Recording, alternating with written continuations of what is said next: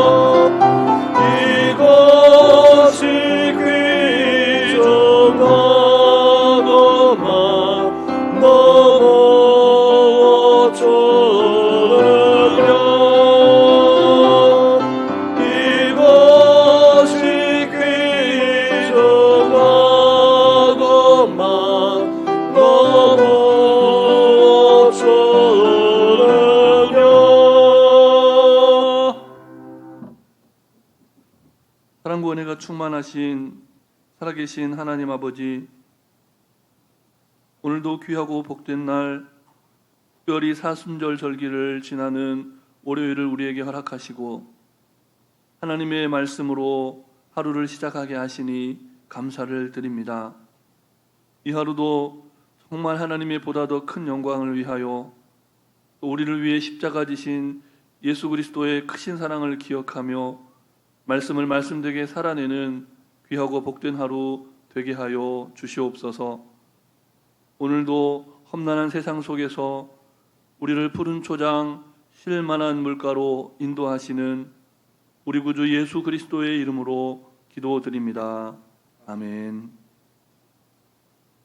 오늘 우리에게 주신 하나님 말씀은 매일 성경 본문에 따라 신약 성경 누가복음 17장 말씀입니다. 신약 성경 125쪽 전후에 있는 누가복음 17장 11절부터 19절 말씀을 함께 교독하시겠습니다.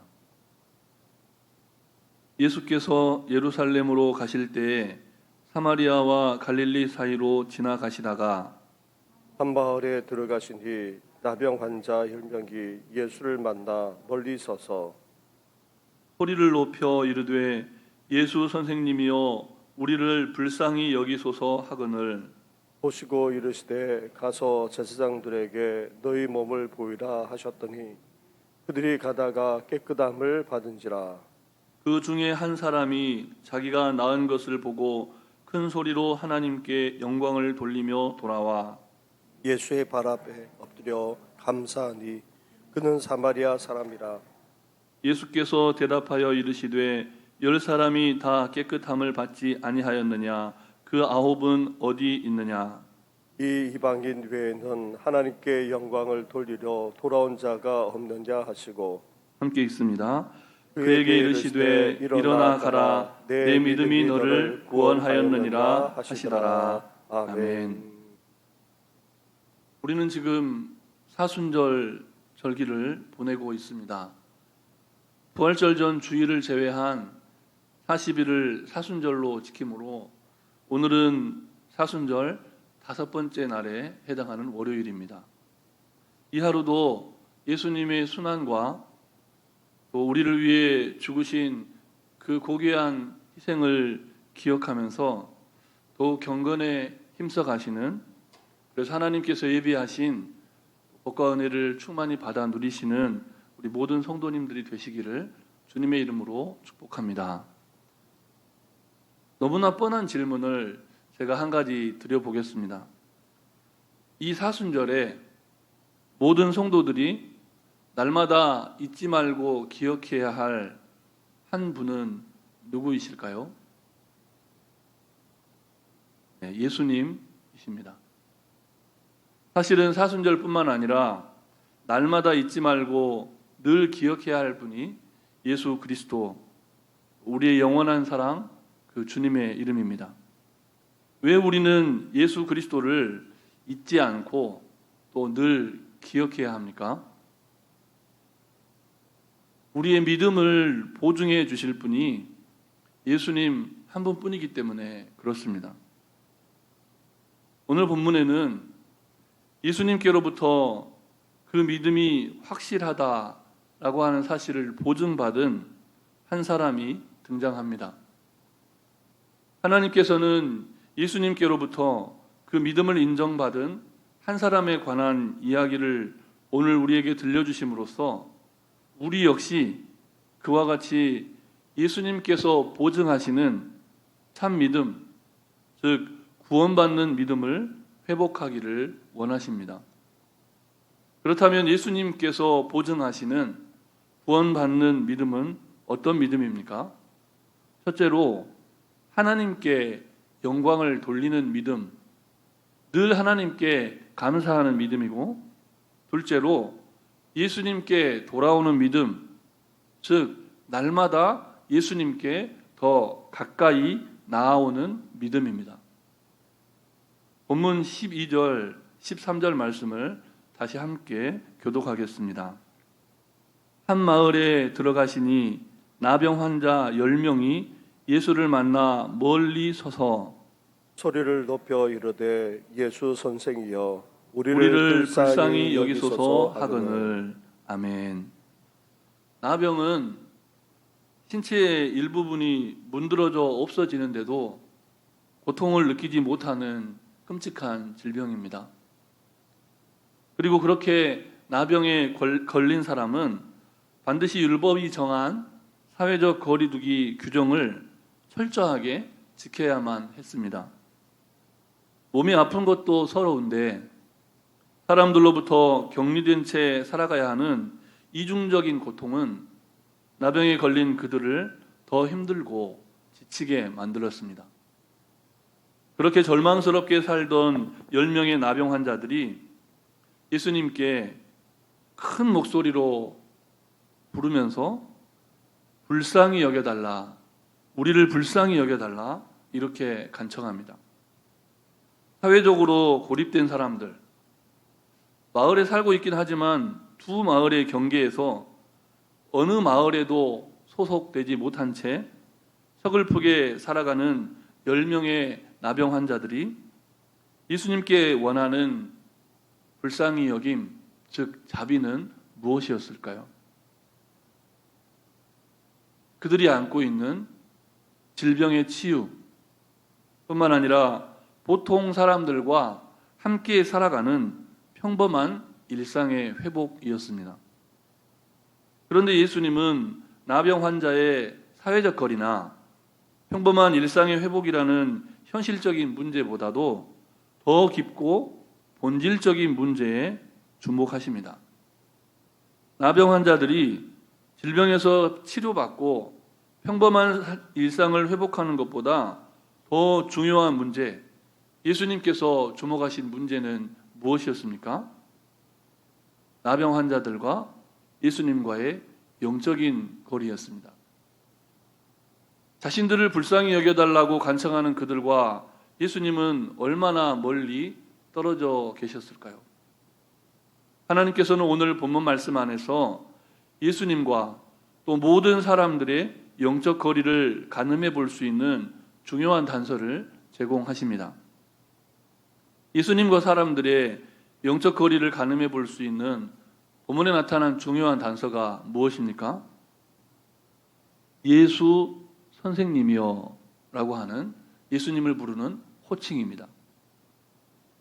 나병 환자들은 예수님을 단지 선생님으로 알고 있었다는 겁니다. 그런데 예수님을 선생님으로만 부를 때 무슨 문제가 생깁니까? 선생님에게 찾아가서 자신들의 인생의 문제 해답, 이 세상에서의 삶의 문제에 대한 해답을 발견할 수 있을지는 모르지만 그냥 예수님을 선생님으로만 알게 되면 영혼의 구원에는 이르지 못하는 심각한 문제가 생깁니다. 나병 환자들은 율법에 따라 제사장에게 가서 그들의 몸을 보이라는 예수님의 말씀을 듣고 순종하여 그 길로 제사장에게로 향하여 갔습니다. 위대한 스승의 말이므로 듣고 순종할 수 있는 것이죠. 그리고 율법이 정한 제사장에게로 가던 길에 나병이 깨끗이 치료함을 받습니다. 원래 나병이 치료되었음을 먼저 확인한 다음에 그리고 제사장에게 찾아가서 최종적인 확정을 받는 것인데, 그런데 그들은 나병의 회복의 기미가 조금도 보이지 않는 상황 속에서 예수님의 말씀에 순종하여 길을 가다가 나병이 치료되었음을 깨닫습니다. 그 자체도 굉장히 귀하고 소중한 것이죠. 하나님의 나라가 임하여 기적이 일상적인 상황으로 이루어질 수 있다라고 하는 사실을 본문은 보여줍니다. 그런데 문제가 생겼습니다. 어떤 문제입니까? 그들이 율법이 정한 제사장에게 가는 거리만큼 예수님께로부터는 멀어졌다는 사실입니다. 하지만 단 한 사람, 그것도 사마리아 사람, 당시 율법을 철저히 준수하려 했던 바리새인과 서기관들뿐만 아니라 선민의식에 사로잡혀 있던 유대인들이 철저히 배척했던 이방 사람, 오직 그 한 사람만이 가던 길을 돌이켜서 예수님께로 돌아옵니다. 본문 15절과 16절 말씀을 다시 함께 읽겠습니다. 제가 먼저 15절 말씀을 읽고 16절은 함께 읽습니다. 그 중에 한 사람이 자기가 낳은 것을 보고 큰 소리로 하나님께 영광을 돌리며 돌아와 예수의 발 아래에 엎드려 감사하니 그는 사마리아 사람이라. 아멘. 제사장에게 가던 길, 그 길을 돌이켜서 하나님께 큰 소리로 영광을 돌리면서 예수님께 돌아와 감사한 한 사람은 드디어 예수님의 발 아래 엎드리기까지 예수님께 더 가까이 나아오게 된 겁니다. 아니, 예수님께 그렇게 가까이 나올 수 있는 그런 삶의 기회, 그 영광스러운 기회를 얻게 된 겁니다.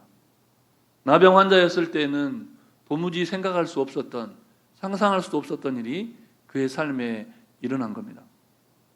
그런데 예수님께서 그렇게 전인격적인 회복을 경험한 사람에게 뭐라고 탄식하십니까?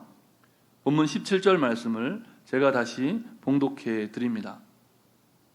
예수께서 대답하여 이르시되 10사람이 다 깨끗함을 받지 아니하였느냐? 그 9은 어디 있느냐? 여러분, 예수님께서는 왜 이렇게 탄식하셨을까요? 아, 잘 왔다, 격려하고 칭찬하고 그런 것이 아니라 돌아온 그 사람 앞에서 왜 탄식했을까요? 18절과 19절 말씀을 다시 한 절씩 읽겠습니다. 제가 먼저 18절을 읽습니다.